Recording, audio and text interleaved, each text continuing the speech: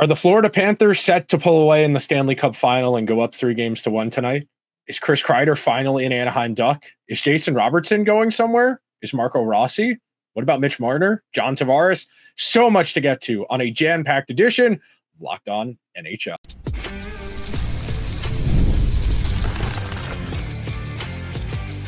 You're Locked On NHL, your daily podcast on the National Hockey League.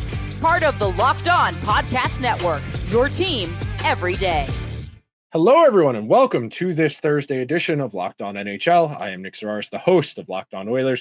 That is my good friend, my co-host Hunter Hodies, one of the hosts of Locked On Penguins. We want to thank everyone that is making Locked On NHL their first listen of the day. Locked On NHL is a part of the Locked On Podcast Network, where we've got your team covered every day. So, Hunter, my friend, we have a whole lot to get to. We are going to start by talking about the narratives, how the Oilers got out of sorts in Game 3, what the Panthers did so effectively. In our second segment, we're going to pivot to talking about the series at large, why the Oilers cannot afford to lose tonight. And then in our final segment, we'll hit the odds and ends, the trades, the rumors, the speculation, and a whole lot of jibber-jabbering. So, to start things out, I am going to quote one of the great philosophers of our time, the great Bill Burr. I'm not saying I would do it. I'm not saying it's okay, but I understand. We have all been there where we have been dealing with someone who is driving us up the wall, whether it's a kid at school, whether it's a cousin, a sibling. We have all had that point in time in our lives where someone who would not shut up, who would not stop busting your chops, deserved to get punched in the face. And you swing at them and you deal with the consequences. You get suspended from school, your parents ground you, whatever. You know, you get a bloody nose because you got punched in the face back. You deal with the consequences. I'm not saying it's okay what the Oilers did, but I understand. You're telling me if you're not a fan of the Florida Panthers, you wouldn't want to punch Sam Bennett in the face, Matthew Tkachuk in the face. Like, come on. And look, if you're a Panthers fan and you want to say, oh, you're being a sore loser, whatever. Okay. You're telling me you don't want to punch Corey Perry or Evander Kane in the face yourself? Like, I'll extend this olive branch. I'm not naive to the idea. I don't think the Oilers are a likable team. If you're not rooting for them, I don't expect you to. You know, Haley had me on Locked On Blues before the series started, and she had said, why should people root for the Oilers? And I said, you shouldn't. They employ Corey Perry and Evander Kane. The Oilers aren't likable either. These are two very unlikable teams goading each other into, hit me, bro. You won't hit me. And that's what we're going to do for another 4 games. Hopefully. See, I love that you started the episode like this because only you could do it. But the thing with the Panthers is, Nick, the Panthers remind me of someone trolling in a video game. Like in like one of those Call of Duty multiplayer lobbies. They're just emoting over and over again. Literally, yes. Trying to rage bait you into getting mad at them. And then once you get mad, they start laughing at you, but then they keep going, right? That's what the Panthers were doing that entire game in Game 3. They were trolling the Oilers, trying to get them to react, and they had enough, especially in the third period. They kept taking runs at Panthers players. They kept trying to get into fights, all these scraps. And that you saw what the Panthers were doing. They were laughing as they were going off the ice. You saw Mikkola literally laughing on the ice. You saw, obviously, Gadnovich just with his crazy meme faces, just literally also laughing as he's going into the tunnel. But that's what the Panthers do, man. They love riling other teams up, and they love when those teams react to the stuff that they do. This is the thing also with the Panthers. They can beat you however you want. You want to play a run and gun game? Okay, they'll beat you 5-4, 6-5. You want them to play a close shutdown 2-1, 1-0 game? They'll do that too. Oh, and if they want to play like a bunch of rats, oh, they'll also do that. They're a hybrid team that can beat you a whole bunch of different ways. And you've seen that on display so far in this series. While I was also watching that game, it reminded me a lot of the Penguins-Flyers series from 2012 when the Penguins really lost their way at the end of the Dan Bylsma era. The Flyers were doing everything in their power to get the Penguins off of their game. It worked. You saw James Neal running Sean Couturier every time he was out there. You saw Aaron Asham deliver a pretty big hit on Braden Shen at that time in that series. Crosby lost his way. Gino lost his way. That's exactly what I felt like I was watching in Game 3 of this series, like between the Oilers and the Panthers, especially in the third period. Now, I do think the NHL Galaxy brain the schedule a little bit, but I think the 2-day break will really help the Oilers clear their head, go to the beach, read a book, come back ready to go for game 4, because this really is, to me, a must-win game for them. Don't get ahead of ourselves. That's what our second segment's for today, talking about the series at large, but very good tease. Thank you. 2 points off of that. Number one, I like the move Chris Knobloch pulled yesterday where he lied about the Oilers not practicing so they could practice without anybody watching and get the guys in and out of the rink without dealing with 100 questions. I think that was a very shrewd move and something that is a testament to how good a pulse Chris Knobloch has on his group. And then the second point off of that, the thing that's insufferable about this and why I kind of went a little crazy on the Tuesday edition of Locked On Oilers was the Panthers get unanimously praised for Aaron Ekblad taking runs at guys and getting suspended for it. Sam Bennett and Brad Marchand have been throwing questionable hits and instigating fights for as long as they have been in the NHL. When they're winning, it's so cool. You know, everybody wants to be the 74-75 Flyers when they're winning. When you're losing, you're immature, you're dumb. And I think there's no better encapsulation of this than this series. And I think a lot of teams, if they're smart enough, can look at this through the lens of the Panthers can do this because they are actually good. It's one thing if you're losing and you're being sore losers and you're instigating. And a real quick aside, it does get to a certain point, and it's funny you mentioned that Penguins-Flyers game. I know that that was definitely the case, what I'm about to say. And then that one Islanders-Penguins game, I think from 2010 or 11, where once guys start getting tossed, it becomes, okay, I got to get tossed too. I don't want to be the only guy left on the bench at the end of the game. Like there was that one cut towards the end of the game where McDavid and Draisaitl had a good 10 feet of space between them on the bench. How many guys had been thrown out or sent to the box? So at a certain point, even guys like Jake Wallman, who don't fight a whole lot, were like, I'm going to go and get out of this game. I'm going to go and say, you might have won, but I'm going to punch you in the face and it's going to make me feel better about it for these 5 minutes. So I think that matters. And then what I was getting to, if you're winning and you have this in your toolbox, it's very effective, as we saw in game number 3. If you're losing, you look immature and you look stupid. So as much as everybody just wants to say, okay, let's go get Sam Bennett, let's go get Brad Marchand, and we can talk about that in the final segment of today's show. I know there was conjecture. I read in LeBrun's column yesterday that Marchand could look as much as $8 million a year for 2 or 3 more seasons at 37, which I felt was a little rich, but we'll get there. We'll get there. It works because Florida is so good. If you sign Marchand, you sign Bennett, and you drop them on your second or third line, it's not magically going to make the rest of your team have this Florida mentality. And it's so important that teams understand that. And as somebody who's watched their team do this, where they go and get the guy from the team that just won the cup or was in the cup final because they're physical, because they have these intangibles, that doesn't make everybody else good. That doesn't make everyone else tough. Sam Bennett on a cup contender is a good complementary player. Exactly. But Nick, if he is your second or third best player and he's making, for example, 10 million, again, as a 50-point guy, if he is your second or third best player and he's making 10 million per year, and we'll get to that in the final segment, I think you have bigger problems. Yes. Again, that's just a little bit of a tease. But going back to game 3, I just want to end the conversation with this. The Oilers only had 3 high danger chances at 5-on-5 in that game. Simply not good enough. They didn't get enough from Leon. They didn't get enough from Connor. And yeah, I know it was a penalty fest game. A lot of penalties, especially in the first period. And I even tweeted this. It's funny that they're getting all the calls out of the way in the first period before. And then it just never stopped. Yeah. And usually they get all the penalties out of the way in the first period. Don't call anything. 4 per team in the first period, which is that's just ridiculous. It's something you usually don't see in the final. Usually they let a lot of that stuff go, but they were calling everything in the first. Usually they let stuff go in the second or third periods as the game goes along. That didn't happen in game 3. They just kept calling everything all game. And again, it's one of the reasons why I think NHL officiating is so inconsistent, because they can call everything for one game, then another game, they just don't call anything. So it'll be prison rules tonight. I expect maybe 4 penalties in the whole game after 20 in game 3. I think unless things get out of hand early and like you have a scrap or 2, or you have some after the whistle stuff where they're trying to get the game back on the tracks, I expect a very lightly officiated game tonight to counterbalance what we saw in game 3. Because no one wants that. No one wants 40 penalty minutes of nobody wants 5-on-4 for that much of the game. It's not conducive to the flow of the game, and it makes for a disruptive viewing experience. Right. No, I 100% agree. And just going back to the Panthers real quick, I thought Barkov, that was his best game of the series by far. Sam Reinhart, he was really quiet in the first couple games, Nick. I thought that was by far his best game of the series. You're not going to keep those two players quiet for that long.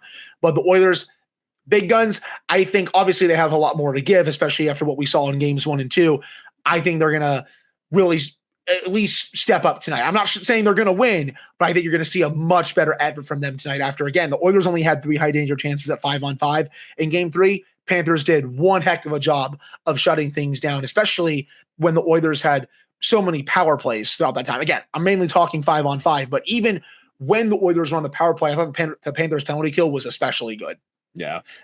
That does a very nice job of setting up what we're going to talk about going into game number 4 tonight in our second segment of Locked On NHL as to why the Oilers really can't afford to lose this hockey game if they would like to win the Stanley Cup. Hunter and I will be right back after this quick break on today's edition of Locked On NHL, where we've got your team covered every day. Are you looking for a snack that's both delicious and nutritious? Crack into a good source of protein with Wonderful Pistachios. Wonderful Pistachios is one of the highest protein nuts. Each 1 ounce serving has 6 grams of protein, giving you over 10% of your daily nutritional value. Plus, they're packed with that ultra important fiber for gut health and better for you, unsaturated fats to help you keep feeling fuller for longer. Personally, I'm a huge fan of the no-shell variety. It's the perfect grab-and-go snack for busy days when I'm here at my desk working on the show, doing research, or if it's the end of the day and I'm trying to hit my protein macros for the day, they do a great job of filling in the gaps. Or if you're old school and you love cracking open every shell for that satisfying crunch, the in-shell options are a classic favorite. Wonderful Pistachios is a complete protein that provides all 9 essential amino acids. Get snacking and get cracking with the snack that packs a protein punch. Visit wonderfulpistachios.com to learn more. Thank you to everyone who is hanging out on this Thursday edition of Locked On NHL with Hunter, Hodies, and I as we walk through what has been an exhilarating Stanley Cup final so far and pivoting more towards the Oilers side of things for this second segment, which frankly, I don't want to say, Hunter, if it's a can't lose or a must win, but no matter what, man, you need a good effort tonight. And I said this with Armando. We recorded a crossover yesterday for today for both of our feeds. If the Oilers lose the way they did in game 2, or they lose a nail biter, you're not going to feel good about that, but you can live with that. If you put up another stinker tonight, you're probably not coming back from 3-1 with the way the momentum is swung in this series. And look, we know momentum is a nebulous feeling. It's a feeling. It's not something you can measure or track. But winning game 2 the way they did, the Panthers in double overtime off of a broken play, coming into home ice and thumping you and making the Oilers lose their cool a little bit, it is really hard to envision a world where the Oilers are going to be able to rattle off 3 straight, especially with the way their defense has performed as of late, the penalty kill, the way it's basically a 60% penalty kill right now, which is just untenable for this time of year. Oh, and of course, you don't know what goalie you're going to get on a given night. Right. And technically, it is not a must win because you will have a game after this. But in reality, Nick, it kind of is almost a must win because you're right. You don't want to go down 3-1 to this Panthers team. Yeah, some people may say, well, they beat the Panthers 3 times in a row last year. Yeah, you did. And then obviously we all know what happened in game 7. Again, it's just this Panthers team with how good they are. If they go up 3-1, they will more than likely, I would say 99.999% chance, they will probably win that series because it is insanely hard to beat this Panthers team with how good they are, how deep they are, how great Bob has been playing again in the playoffs. It's very hard to beat that team 3 times in a row. So I expect a much better effort from the Oilers tonight. I don't think you're going to get a stinker like you saw in game 3. But again, Panthers are going to make them earn it. I said in the first segment, I want Connor and Leon to really step it up tonight. They were great in games 1 and 2. It's looked like for a while throughout the playoffs that it might be their time to finally win the Stanley Cup. And I want to keep seeing that tonight in game 4 to tie up this series and send it back to Edmonton tied for a best of 3 with the home ice. That's really all there is to it, man. And for me also, Stuart Skinner, I want to see him also have a really good performance. I know it's very feast or famine, but I want to see him turn into the Dominic Hasek version that we've seen at times from these playoffs and not the Tristan Jarry or whatever other bad goalie you want to come up with, just because I thought of Jarry first, just because he's not very good with the Penguins.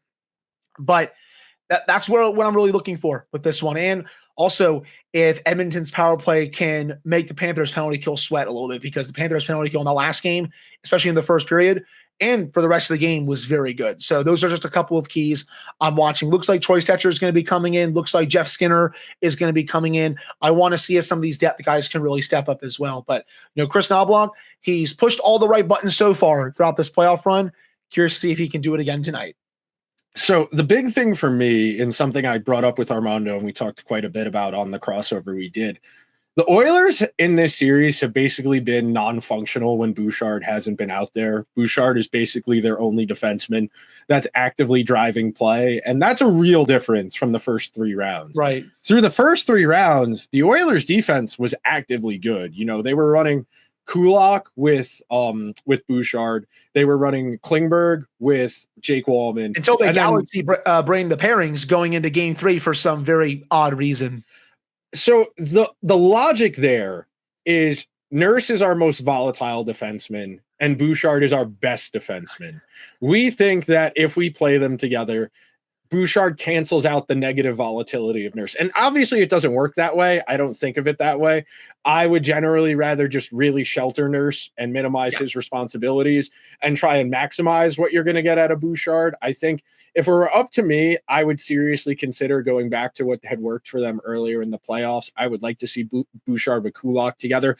Prior to Ekholm coming back into the lineup for Game 5 against Dallas, Bouchard and Kulak had the best goal differential of any defensive pair in the entire playoffs. They had outscored opponents 7-1 in their 5-on-5 minutes together. Klingberg and Wallman were also top 5 or 6, if I remember correctly. But since returning Ekholm, who's been fine, I don't think it's Ekholm's fault the defense hasn't worked, but changing up the pairs, Stetcher and Nurse were doing a great job together prior to Ekholm coming back. So I think as much as we want to focus on the Oilers need to create more dangerous offense, and they do, frankly, like you said, they only had 2 high danger chances in the entirety of Game 3. I think for the Oilers to turn this series around, I think it starts in the defensive zone. I think it starts with transition. I think it goes from getting a few easy breakouts. And look, Florida is the best forechecking team in the entire NHL. Breaking out against them is not easy. I would like to see the Oilers go back to the long flip, which they were able to utilize to some success in game number 1 to break up that forecheck. And then most importantly, that first pass, I know the Oilers want to put their defensemen on islands where it's individuals making individual plays. But against this forecheck, you need to be doing everything in your power as that first guy who's going to receive that breakout pass to make yourself available, because those guys are going to eat it. No matter which of the 6 Oiler defensemen are back there, if you are back there, someone on Florida is going to try and put you through the glass every single time. So if you're there as an outlet, you have got to do everything you can to make yourself available. Yeah, the Panthers always had a few guys back below the goal line ready to go when the Oilers were trying to forecheck, and the Panthers were like, okay, thank you very much. We're just going to break this out with ease. It was very hard for the Oilers to break through the pressure just because the Panthers were doing such a great job of suffocating them that entire game. I also felt like the Panthers really didn't give the Oilers many chances off the rush. They just really couldn't get anything going in transition. I know that's a big part of the Oilers offense as well. So if they really want to, again, get quite a few more chances tonight, they got to just get back to basics a bit with what they did in games 1 and game 2 when they were really making the Panthers uncomfortable. They were getting chances off the rush. They were putting the Panthers defensemen on an island, forcing them to make quick decisions that they weren't ready for, and they were getting a lot of their offense that way. They got to get back to that tonight, especially if they want to tie up this series going back to Alberta. So something else real quick I wanted to bring up. I forget who tweeted this. I want to say it was NHL Sid, who writes for the SB Nation Oilers blog and who does a very good job, had mentioned that the Oilers were doing a really good job of just taking advantage of, here it is. So in the minutes, McDavid and Bouchard have been deployed against Forsling and Ekblad. They haven't scored a goal or conceded a goal against, but 23-12 in scoring chances, 13-5 shots on goal, 0.76 to 0.41 expected goals, and then 2-2 high danger chances. Your logic, if you're an Oilers fan and you want to talk yourself into the Oilers turning this around, they're due for some positive regression. They are actively playing well against Florida's best defensive pair, and the goals just haven't come. So if you're looking for cause for optimism, as an Oiler fan, McDavid has been good, but there's another gear to get to here. Yes. There is more offense to get to. And I think you could say that about Draisaitl's line to a little bit of a lesser extent. He hasn't been playing with Bouchard as much, but there is offense here to be tapped into. And I know a lot of those numbers are driven by the fact that we've played 3 overtime periods already in this series. So you have a lot more sample to work from, but McDavid and Bouchard have more juice to squeeze from this fruit. And it's incumbent that if the Oilers are going to win this series, they do that in the minutes they play. We are going to take our second and final break. We're going to pivot to talking about offseason stuff, trades, free agency, and a whole lot more. So be sure to stick around to this edition of Locked On NHL, where we've got your teams covered every day.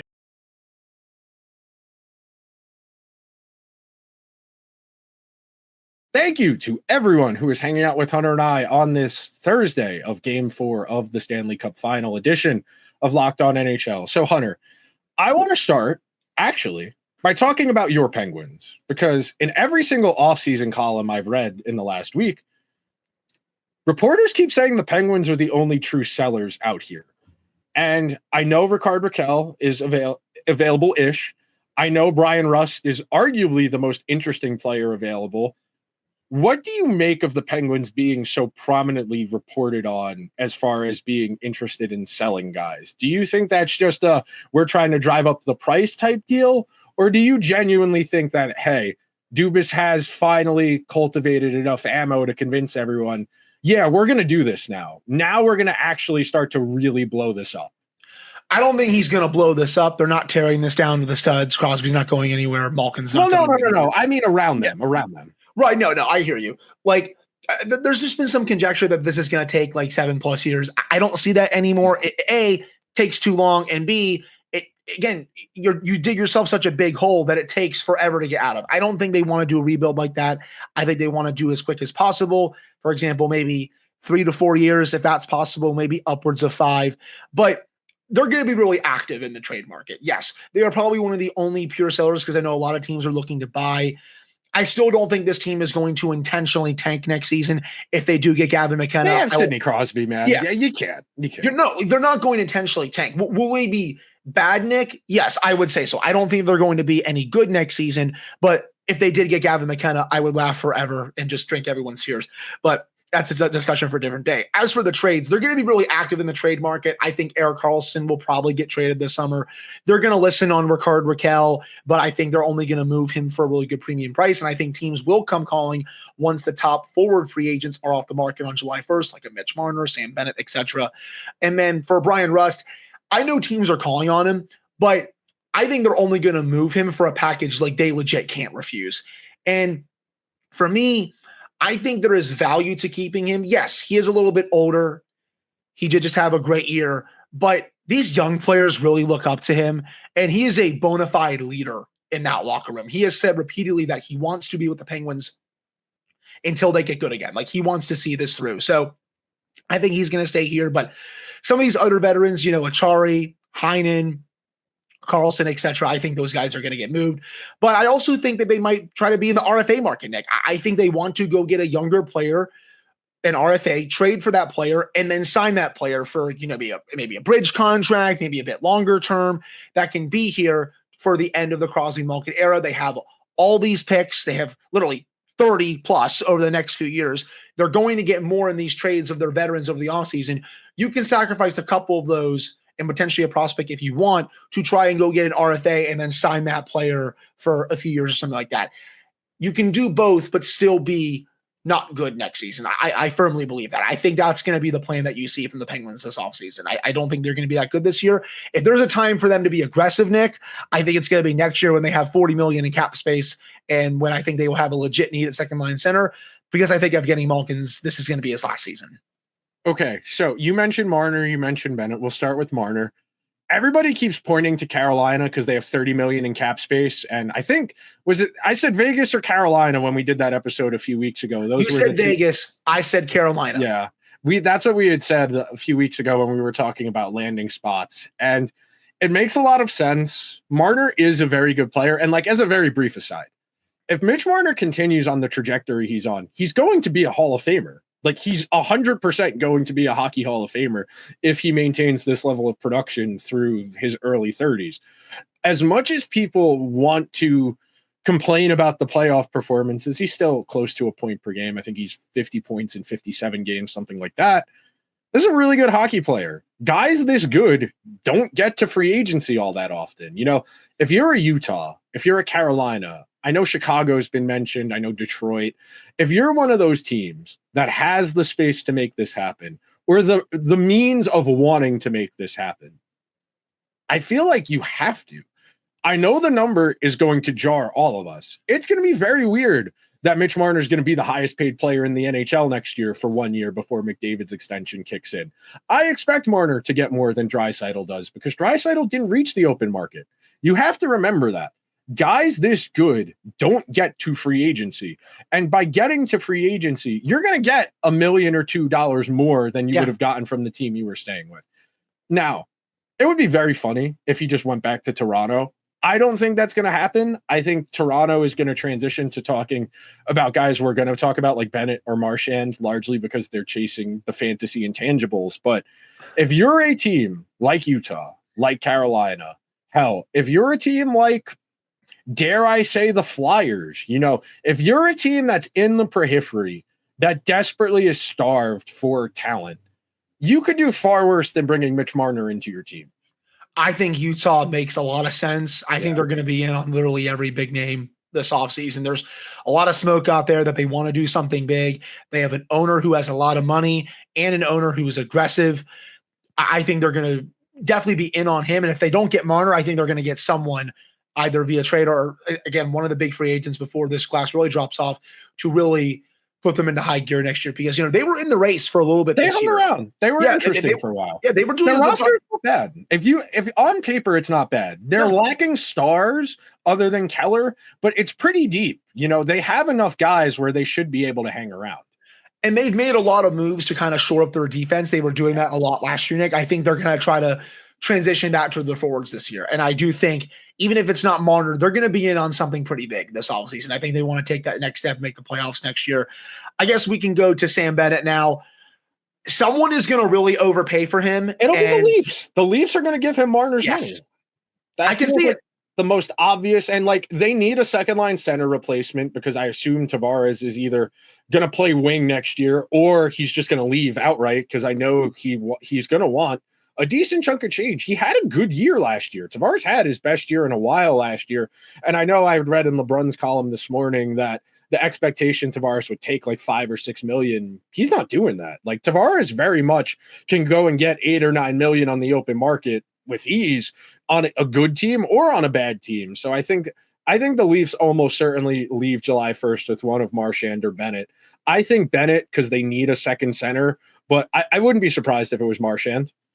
Seeing Marchand as a Leaf, I think, would just nuke the city of Boston, if I'm being completely honest. I would probably lean towards Bennett a little bit more. I just don't know if Marchand will want to do that. Like, yeah, he's at the end of his career, but you spent all that time with the Bruins.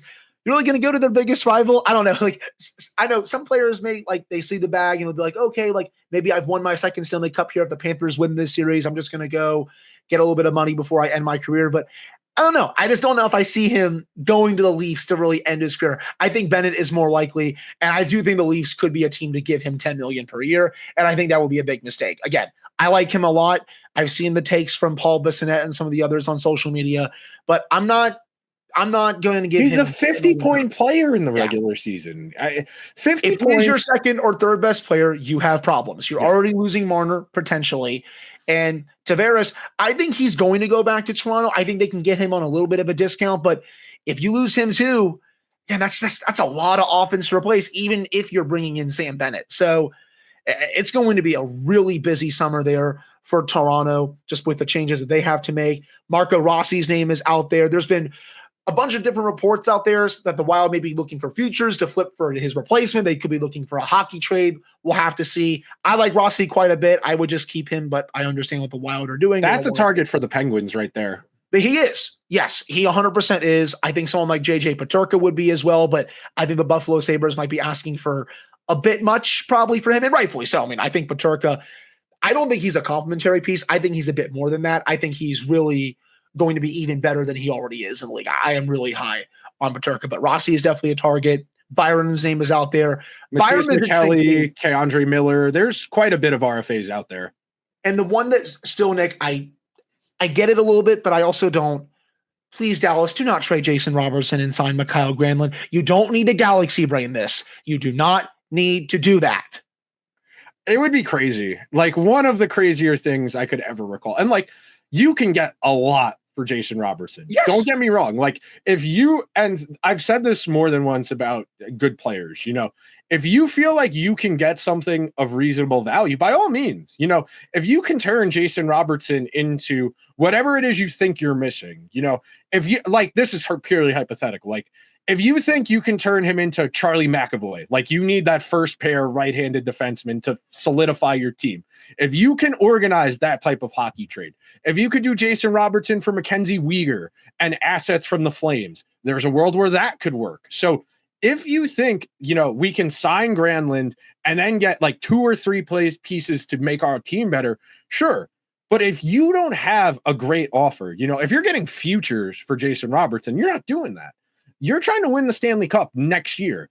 Are you going to get a player better than Jason Robertson or comparable? Probably not. And that's why it doesn't make sense to trade him right now. And Robertson, to me, he is a star. He had 100 points 2 years ago as a 23-year-old.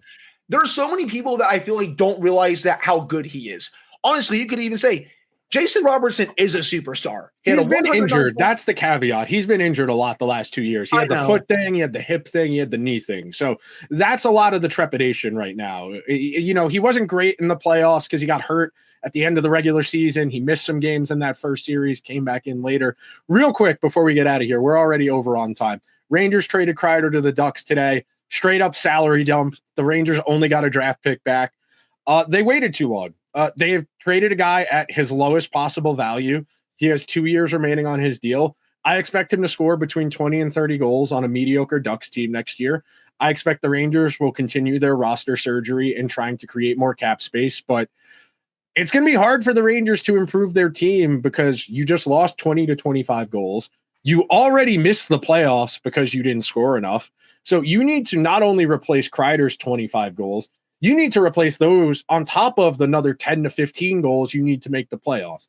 Can you find 35 goals in free agency and trades and positive regression? Maybe. It's just the Rangers. Do you trust Chris Kreider to do that? I don't think so. They got $11.5 million in liquidity last year between Gaudreau and Trouba, and they spent that money on JT Miller, Parssinen, Vakanainen, and Carson Soucy. JT Miller is a very good hockey player. The difference between him and, you know, another 60, 70 point forward, kind of negligible. Maybe if you want to sell me on it's a 1-year thing, it's transitioning. It's hard for me to see a world where the Rangers are going to make a big jump considering they have 5 of the 7 defensemen on a bottom 5 defensive team in the league coming back. You know, 5 of the 7 are under contract, and the other 2, Zach Jones and Keandre Miller, are restricted free agents. You know, it's hard for me to believe Mike Sullivan alone is going to improve the Rangers defense all of that much. Well, he's certainly going to try. Again, I think the world of Mike Sullivan, but I'm just not sure I trust Chris Kreider to really perform the roster surgery that's needed for this team. Every time the Rangers open up a lot of cap space, he kind of just lights it on fire. So I'm really curious to see what he does once July 1 gets underway. And breaking news, literally in the last hour. We're going to have an NHL team in Atlanta again, according to what Alan Walsh just tweeted. So that's interesting if we're going to expand again. It probably won't be for a few years, but another NHL team in Atlanta. We're going for lucky number 3, third time's a charm. All right, that'll do it for the Thursday edition of Locked On NHL. That is only 4 minutes over our allotted time, which on a day like today with so much to talk about feels like a win for us. Hunter and I want to thank everyone that made Locked On NHL their first listen of the day. Locked On NHL is a part of the Locked On Podcast Network, where we've got your team covered every day. After Game 4 of the Stanley Cup Final, be sure to check out Locked On NHL Game Night on the Locked On NHL feeds. Be sure to subscribe wherever you get your podcasts. Leave a 5-star review on Apple or Spotify. If you're watching over on YouTube, subscribe to the channel. We're inching towards 5,000 subs. Hunter and I will talk to you guys next Thursday, where we might have a Stanley Cup champion crowned. See you guys then. Until then, enjoy the Stanley Cup Final.